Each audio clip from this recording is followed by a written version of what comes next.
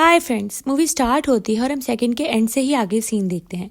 यहाँ Mary Beth ने Victor Crawley को बहुत बुरी तरीके से मार दिया। स्वॉर्ड से मारने के बाद उसके ऊपर गन से वार किया। उसको लगा कि उसने उसको मार दिया है, लेकिन यहाँ पर हम विक्टर क्रॉली का हाथ हिलता हुआ देखते हैं, यानी वो भी जिंदा था और तड़प रहा था। अब यहाँ पे मैरी बेथ आगे जाती है ताकि वो कोई ऐसा हथियार ला सके जिससे इसको पूरी तरीके से ख़त्म किया जा सके। लेकिन वहाँ पर उसको मिलता है उसका चेन सॉ, जिसको देखती है, लेकिन यहाँ पर उसके दोस्तों की डेड बॉडीज पूरे जगह पर भरी हुई थी। पूरा स्वाम्प खून से लथपथ था। यहाँ उसका दिल बहुत खराब होता है और वो चेन से चलाने की कोशिश करती है, लेकिन यहाँ पे विक्टर क्रॉली आ जाता है और उसके ऊपर हमला कर देता है, क्योंकि वो इतनी आसानी से उसको यहाँ स्वाम्प से जिंदा जाने नहीं देने वाला था। लेकिन मैरी बेथ के हाथ में जो भी आया उसके मुंह पे मार के उसने नीचे अपने आप को गिराने में बचत कर ली, जिससे वो नीचे गिर जाती है और उसकी जान बच जाती है और विक्टर क्रॉली का बैलेंस खराब होता है, जिसकी वजह से वो चेन सॉ के ऊपर गिर जाता है और यहाँ उसके दो टुकड़े हो जाते हैं। अब मैरी बेथ को पूरी तरीके से यकीन आ गया था कि उसने विक्टर क्रॉली को मार दिया है। वो उसका आधा सर लेकर स्वाम्प से निकल जाती है और आगे उसको टाउन नजर आया था और वो टाउन की तरफ चली जाती है। अब यहाँ वो पुलिस स्टेशन जाती है। उसके एक हाथ में गन थी और एक हाथ में विक्टर क्रॉली का सर। अब यहाँ पुलिस स्टेशन में सब लोग उसको देखते हैं। 2 दिन उसके साथ जो हुआ उसमें बोलने की बिल्कुल भी हिम्मत नहीं थी। पुलिस वाले समझे शायद उसने सबको मारा है। वो सिर्फ ये कहती है कि मेरे सारे साथी स्वाम्प पे विक्टर क्रॉली को पकड़ने गए थे और सब मारे गए। लेकिन सब लोग बहुत हैरान थे कि इसको कुछ नहीं हुआ, बाकी सब मारे गए। उनको लग रहा था कि शायद इसी ने अपने दोस्तों को मारा है, ये शायद पागल है। उन्होंने उसको साफ किया, उसके ऊपर खून था लेकिन वो उसका नहीं था, उसको सिर्फ स्क्रैचेज आए थे। वो कहते हैं कि बाकी सब मारे गए और तुम्हें सिर्फ स्क्रैचेज आए।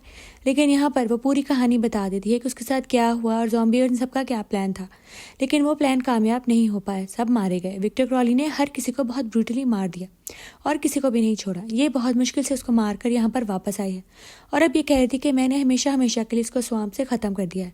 अब वो कभी वापस नहीं आएगा और किसी को टॉर्चर नहीं करेगा। लेकिन यहाँ पे पुलिस वालों ने अपनी टीम को भेजा ताकि वो देख सकेंगे स्वाम्प की क्या सिचुएशन है। और वहाँ पे पुलिस वालों ने उनको बताया कि यहाँ पर बहुत ज़्यादा डेड बॉडीज़ पड़ी हुई हैं। वॉकी टॉकी के ज़रिए वो शेरिफ से बात कर रहे थे और उसको बता रहे थे कि पूरा स्वाम्प खून से लथपथ है, यहाँ लाशें ही लाशें हैं। आपको पूरी टीम भेजनी होगी मेडिकल की, जिससे हमें आइडिया हो सके कि खून किसका है और सब कैसे मारे गए। अब यहाँ पर पुलिस वाले ऐसे ही करते हैं। अब पुलिस की एक्स वाइफ यहाँ पर आ जाती है। वो कहती है कि मैं विक्टर क्रॉली के बारे में उस लड़की से बात करना चाहती हूँ, मैं कब से उसके ऊपर रिसर्च कर रही हूँ। और ये लड़की के पास आ जाती है क्योंकि उसका हस्बैंड वहाँ से चला गया था। अब यहाँ पे एक छोटा सा ऑफिसर था जिसको वो ब्लैकमेल करके अंदर आ जाती है और उससे बात करने लगती है। वो मैरी बेथ को कहती है तुमने लगा कि तुमने उसको मार दिया है, लेकिन ऐसा नहीं हो सकता। वो एक सुपर नेचुरल फोर्स है, उसको तुम इतने आराम से नहीं मार सकती। उसको मारने का एक तरीका है जो मैं तुम्हें बताऊंगी। अभी विक्टर क्रॉली दोबारा जिंदा हो जाएगा, देख लेना, वो सबको दोबारा से मारेगा, वो ये चीज़ों से बाज नहीं आएगा। अब हम दूसरी साइड पे देखते हैं स्वाम्प पे, जहाँ पूरी डॉक्टर्स की टीम गई थी जो कि बॉडीज़ को इकट्ठा कर रही थी। और यहाँ पर और भी बहुत से लोग थे क्योंकि उनको यहाँ पर काम निपटाना था। बहुत ज़्यादा डेड बॉडीज़ थी और एक एक करके सबको रखते हैं एम्बुलेंस में, जो कि उनकी बोट एम्बुलेंस थी। अब यहाँ पर वो स्वाम्प पे सारी बॉडीज इकट्ठी करने में कामयाब तो हो जाते हैं, लेकिन यहाँ उनको रात हो गई थी। अब रात हो जाती है तो उनको बहुत डर लगने लगा था क्योंकि ये जगह अभी भी बहुत खौफनाक लग रही थी। वहाँ एक ऑफिसर को आवाज़ आती है जैसे वहाँ पर कोई आ रहा है, लेकिन वहाँ पर उसके अलावा और कोई भी नहीं था। लेकिन जब उसने पीछे मुड़ के देखा तो विक्टर क्रॉली जिंदा हो चुका था और उसने वहाँ पर उसका दिमाग उसी मशीन से उड़ा दिया और बहुत बुरी तरीके से उसको मार दिया। जब बाहर से एक ऑफिसर अंदर आ रहा था उसने खिड़की पर पूरा खून लगा हुआ देखा। उसको यकीन नहीं आ रहा था कि विक्टर क्रॉली जिंदा दोबारा हो गया। उसने उसके ऊपर बहुत फायर की। उसको अपने सामने देखकर उसके हाथों के से कांप रहे थे, लेकिन फिर भी उसने खौफ के मारे उसके ऊपर बहुत ज़्यादा गोलियां चलाई, लेकिन उस पर कोई किसी गोली का असर नहीं हो रहा था क्योंकि वाकई वो एक इंसान थोड़ी था, वो तो एक सुपर नेचुरल पावर थी। अब यहाँ शेरिफ को बताते हैं ऑफिसर्स के यहाँ पे उनके साथ क्या हो रहा है। विक्टर क्रॉली फिर जिंदा हो गया और एक एक करके सबको मार रहा है। अब यहाँ पे वो शेरिफ की बीवी कहती है कि तुम्हें मैरी बेथ को और मुझे साथ लेके जाना होगा और हम जाके इसको ख़त्म कर सकते हैं, वरना तुम्हारा कोई ऑफिसर भी नहीं बचेगा और तुम लोग भी बाद में जाओगे तो तुम लोग भी मारे जाओगे। वो इतने आराम से बाज आने वाला नहीं है। अब यहाँ वो ऑफिसर अपने लोगों की चीखें सुन रहा था वॉकी टॉकी पे। उसको उस औरत की बात माननी पड़ी और उसने वहाँ से उसको लिया और चले गए आगे। अब यहाँ विक्टर क्रॉली सबको बहुत बुरी तरीके से मार रहा था और उस औरत का काम जो आइडिया था वो सिर्फ वही काम कर सकता था क्योंकि विक्टर क्रॉली को और कोई भी नहीं रोक सकता था। वो कहती है मैं एक आदमी को जानती हूँ जो हमारी मदद कर सकता है विक्टर क्रॉली को मारने में। उसका एक ही ब्लड रिलेटिव जिसके पास उसके फादर की एशेज हैं, हम वो वहाँ लेकर जाएंगे तो वो हमारी जान छोड़ेगा और हमेशा हमेशा के लिए ख़त्म हो जाएगा। अब यहाँ शेरिफ और उनकी टीम दोबारा पहुंच जाती है। काफ़ी रेंजर्स भी थे जो उनकी मदद करने के लिए यहाँ पर आए थे, क्योंकि उनके पास बुरी रिपोर्ट आ रही थी इस जगह के बारे में कि यहाँ पर फिर अटैक हो गया है। वो समझ रहे थे शायद कुछ लोग गन से फायर कर रहे हैं, लेकिन इनको नहीं पता था विक्टर क्रॉली के बारे में। अब यहाँ मैरी बेथ, वो शेरिफ और वो शेरिफ की वाइफ जो थी, वो निकल जाते हैं उस आदमी के पास जो कि विक्टर क्रॉली का एक ही रिलेटिव बचा था। उसके पास उसके फादर के एशेस थी, क्योंकि वो सिर्फ अपने फादर को ढूंढ रहा था। अगर अपने फादर के एशेस को देख लेगा तो वो थोड़ा काम हो जाएगा और उसको मारना और उसे जान छुड़ाना आसान हो जाएगी। इसका कहती है सिर्फ इसके अलावा और कोई चारा नहीं है, मैंने इसके ऊपर बहुत रिसर्च की है। अब वो उस आदमी के घर पे पहुंचते हैं, उससे एशेस मांगते हैं तो वो देने से इनकार कर देता है, लेकिन फिर ये उसको ब्लैकमेल करके वहाँ से एशेस ले जाने में कामयाब हो जाते हैं, क्योंकि ये कहते हैं तुम नहीं जानते कितने लोग मारे गए। और वो एशेस का वहाँ से डब्बा लेकर वहाँ से जाने लगते हैं। वो आदमी कहते हैं तुम लोग उसको ख़त्म नहीं कर सकते। वो कहते हैं हम ये काम कर लेंगे, तुम ये काम हम पर छोड़ दो और हमें यहाँ से अब जाने दो।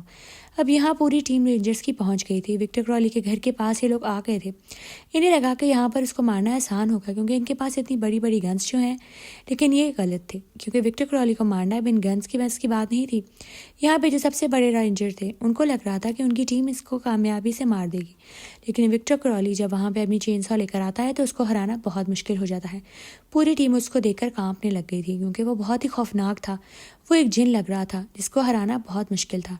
अब ये सारे आपस में डिस्कस कर रहे थे कि हम किस तरीके से उसके ऊपर अटैक करें, लेकिन यहाँ पर इनको कुछ आइडिया नहीं था। सिर्फ एक आदमी बच के इनके पास आया और उसने बताया कि बाकी उसने सबको मार दिया है।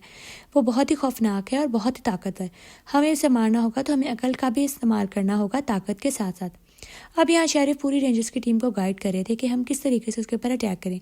हमें उसके घर जाना होगा, वहाँ पर उसकी कोई चीज़ ऐसी ढूंढनी होगी जिससे हम उसको कमज़ोर कर सकें, कोई ऐसा हथियार जो उसको हरा सके। लेकिन यहाँ पर उन्हें आइडिया हो चुका था कि यहाँ पर उसके खौफ से जानवर भी नहीं बचते, तो हमारा क्या होगा। लेकिन फिर भी रेंजर्स हार मानने वाले नहीं थे। वो वहाँ पर पूरी तरीके से तैयार थे। वो हर जगह फायर कर रहे थे जहाँ पर उनको किसी के हिलने की आवाज़ आ रही थी, लेकिन वहाँ पर जानवर ही थे। अब यहाँ पर उन्हें आइडिया हो गया, क्योंकि उनको एक ऑफिसर को वो पकड़ कर घसीट के लिए जाने लगा और यहाँ पर उन्हें अपने ऑफिसर को बचाने की बहुत कोशिश की, लेकिन फिर भी विक्टर क्रॉली के हाथ में अगर कोई शिकार आ जाए तो उसको बचाना बहुत मुश्किल हो जाता है। ऑफिसर्स ने बहुत फायरिंग की, लेकिन उसके ऊपर कोई गोली असर नहीं कर रही थी। अब उसकी ताकत और ज़्यादा हो चुकी थी और जब वो बाहर आया उसको लोगों ने पकड़ा। उसने उठाकर सबको पीछे मारा और उसके हाथ में जो उसकी सौ थी उसने उसकी मदद से सबको काटना मारना शुरू कर दिया। आधे ऑफिसर्स उसने उसी वक्त घायल कर दिए। अब यहाँ पर सब लोग जान गए थे कि उसको हराना बहुत मुश्किल है। उन्होंने रेंजर्स के सबसे सीनियर ऑफिसर को भी बहुत बुरी तरीके से मार दिया, उसके स्कल ही बाहर निकाल दिया जिस्म से। अब यहाँ पर बाकी सारे ऑफिसर्स ने बड़ी गन निकाली और वो उसके ऊपर चढ़ाई, जो कि बिल्कुल रॉकेट की तरह थी। उसको अपने घर के बाहर ही उन्होंने इसका निशाना बनाया ताकि वो मारा जाए, उसका घर भी जल जाए। लेकिन उसका घर तो तबाह हो गया, वहाँ पूरी तरीके से आग लग गई।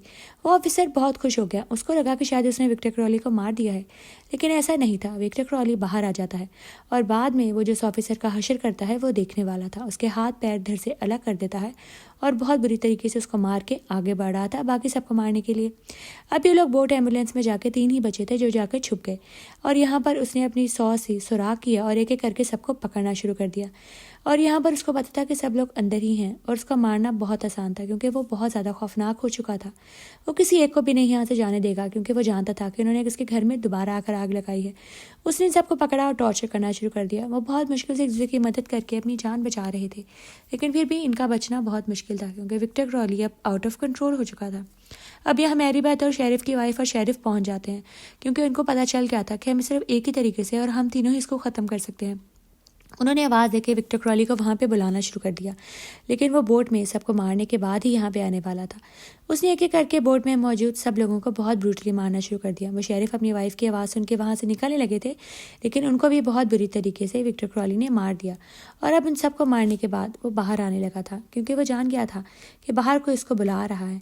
अब यहाँ पर एक लड़की ही बची थी बोट एम्बुलेंस में और एक लड़का। अब इन दोनों की जान भी खतरे में थी, क्योंकि विक्टर क्रॉली अभी वहाँ से गया नहीं था।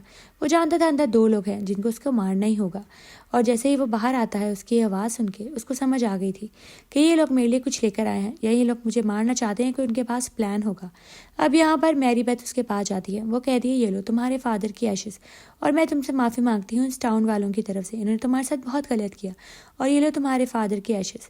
अब यहाँ विक्टर क्रॉली थोड़ा सा सुकून में आ गया था जब उसको पता लगा अपने बाप के बारे में। उस लड़की को देख रहा था कि ये मेरे लिए क्या लेकर आई है, लेकिन यहाँ पर उस ऑफिसर को लगा कि वो शायद मैरी बेथ के ऊपर अटैक करने लगा है, तो वो उसके ऊपर फायर खोल दिया। अब यहाँ पर उन्होंने इसके ऊपर गोलियां चलानी शुरू कर दी और अब ये दोबारा गुस्से में आ गया क्योंकि इसको लगा कि ये सब इनका शायद प्लान होगा। अब उसने उस ऑफिसर को पकड़ा और उसको चीर फाड़ दिया, बहुत बुरी तरीके से उसका सीना खोल दिया पूरी तरीके से। और यहाँ पर एशेस भी गिरने लगी थी, लेकिन वो शेरिफ की वाइफ ने पकड़ ली और यहाँ पर अब उसने उसको भी उठा लिया क्योंकि वो उसको भी मारने वाला था। वो बेचारी तो उसकी मदद करने आई थी, लेकिन वो भी मारी गई बहुत बुरी तरीके से। अब यहाँ पर सिर्फ मैरी बैथ ही बची थी। उसे मैरी बैथ को एक लकड़ी पर लटका दिया और उसके सीने में इतना बड़ी लकड़ी घुस गई, लेकिन फिर भी वो हार नहीं मानने वाली थी। उसको समझ आ गया था कि एशेस मैं इसके ऊपर उल्टाऊंगी तो शायद ये ख़त्म हो जाए, और उसका प्लान काम कर गया। उसने वो एशेस उसके ऊपर फेंक दी, जिसकी वजह से वो गलना शुरू हो गया। उसकी सारी ताकत ख़त्म होना शुरू हो गई और उसकी सारा खून रसना शुरू हो गया। वो पूरी तरीके से ख़त्म होना शुरू हो गया। मैरी बैथ ने बहुत मुश्किल से अपने आप को उस लकड़ी से नीचे उतारा और यहाँ पर उसको मरते हुए देखा, और वहाँ पर एक गन पड़ी थी जिससे उसने उसका बाकी बचा खुचा जिस्म भी उड़ा दिया, क्योंकि वो उसको पूरी तरीके से ख़त्म करना चाहती थी, या चाहती थी कि दोबारा वो यहाँ पर ना आए और किसी की फैमिली को और किसी को दोबारा नुकसान ना पहुँचाए। अब यहाँ पर बहुत मुश्किल से उसकी जान बचती है। जब वो मर जाता है तो वहाँ पर ऊपर प्लेन्स आना शुरू हो गए थे, हेलीकॉप्टर्स उसकी मदद के लिए, क्योंकि वहाँ बाकी रेंजर्स पहुँच गए थे, क्योंकि उनको खबर मिल चुकी थी कि उनकी वहाँ पर ज़रूरत है। अब यहाँ मैरी बैथ की हालत भी बहुत ख़राब थी, लेकिन होपफुली उसको बचा लिया होगा ऑफिसर्स ने। यही मूवी का एंड हो जाता है।